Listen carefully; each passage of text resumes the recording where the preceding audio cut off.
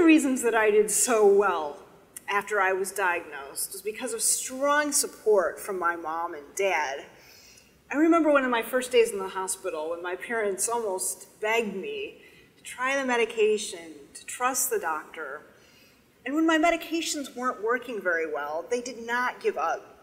My mom always told me that I was going to go back to the university, I was going to reclaim my life. This was not the end. I was going to get over the schizophrenia. But it's really interesting looking back, because when I was very psychotic for a period of 4 years before I was diagnosed, I refused to speak with my mom and dad. We had almost no contact at all for 4 years. Now, did they try to contact you? They really did. They tried many times. They contacted my friends. They contacted my professors. They came looking for you. They came looking for me. I was in California. They lived in Ohio. And you actually, I think you hid from them, didn't you? There was a day when I ran into my dad on the university campus where I was studying independently.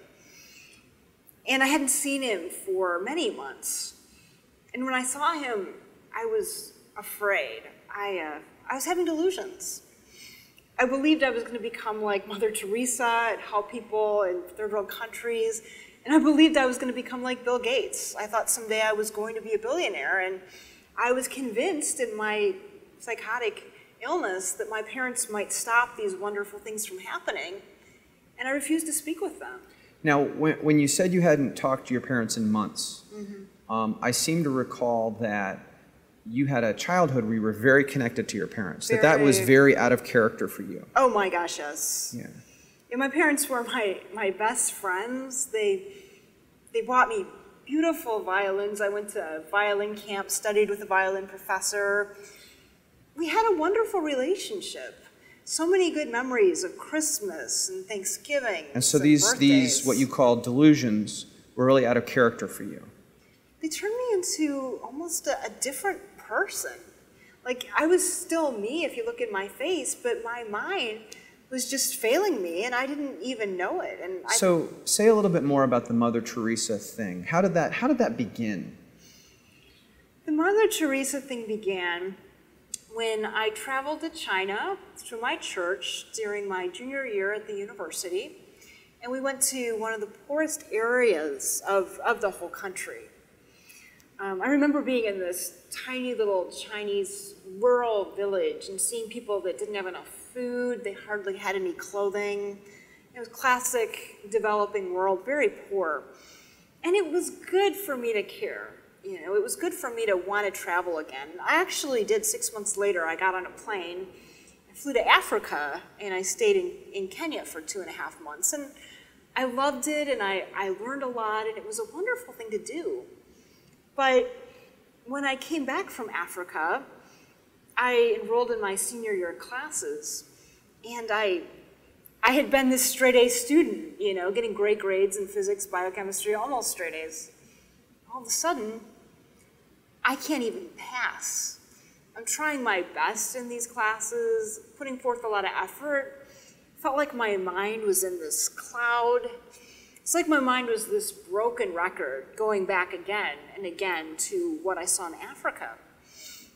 And that's when the delusions really showed up. They were really powerful. I thought, well, school isn't really important anymore. What's really important is becoming more like Mother Teresa, to find a way to raise money for these people, be like Bill Gates. And what happened was these delusions were ruining my life. They were so strong that I really believed I'd be like Mother Teresa or like Bill Gates, and then I couldn't pass my classes. So it's interesting to talk about this. And so you say that you came back from these mission trips, these sort of service-oriented trips where you were helping people in underprivileged areas. Yeah. And you felt like you wanted to be more like Mother Teresa. Yeah. The value of wanting to be more like Mother Teresa doesn't sound like that's very delusional to me. You know, that's a value or an idea that a lot of people could have. Yeah, it's true. Coming out of something. And so one of the questions I get asked a lot is, how do you know if something's delusional? Somebody may have a belief, like that they want to be more like Mother Teresa, that could be considered not a delusion or be considered normal, whatever that is. Yeah. Can you say something more about that? It's when you have, like you said, a normal idea, like becoming like Mother Teresa. It's a very valuable thing. It's a good thing. You know, it's a good thing to travel to Africa and live with the poor and raise money. But when did it kind of cross the line for you? Do you know? It crossed the line when all of a sudden I was so obsessed with helping people in poverty in Africa that it's all I could think about, and then I couldn't pass my classes. That's when it crossed the line. But the thing for me was that if people asked what I was doing, I wasn't able to recognize what was happening. When people asked, I said, well, I need some time off school, or yeah, I'm doing some fundraising for Africa. I never was able to say, I can't focus anymore. I can't pass my classes. I need help. You know, I was never able to recognize what was happening, to recognize that I was changing. So the thought experiment is, had you been able to recognize it, yeah, and come into the doctor's office and saw a psychiatrist and were interviewed, it would have been really hard to say, oh, this person is having a delusion. Yes, that's because exactly right. the diagnosis of a delusion is very challenging. It can be very difficult, especially if it's sort of vague or in the beginning stages. And so one of the ways I think about delusions in terms of diagnosis for saying this is a delusion or not a delusion is whether or not there's action behind it. So for example, if you said to me, oh, I think Obama, President Obama, was born in Kenya, and you really believed that. Yeah.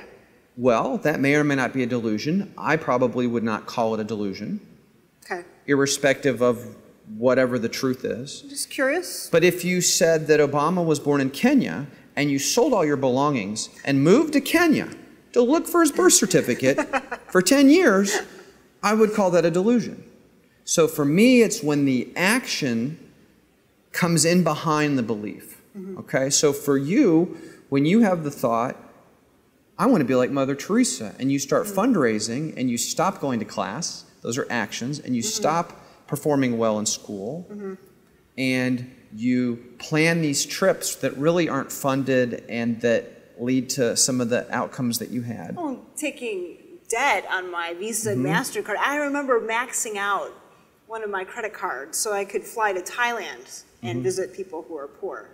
So those actions for me would have put you in that category of delusion. The other thing that gets involved here, and we can go back to the President Obama example, there's a lot of people that have beliefs that may or may not be considered true or false if you get into this sort of fact-checking stuff, right? Yeah. Fact-checking is a very difficult game to play when you're trying to figure out if someone's having paranoid delusions, because there are cultural contexts to every situation.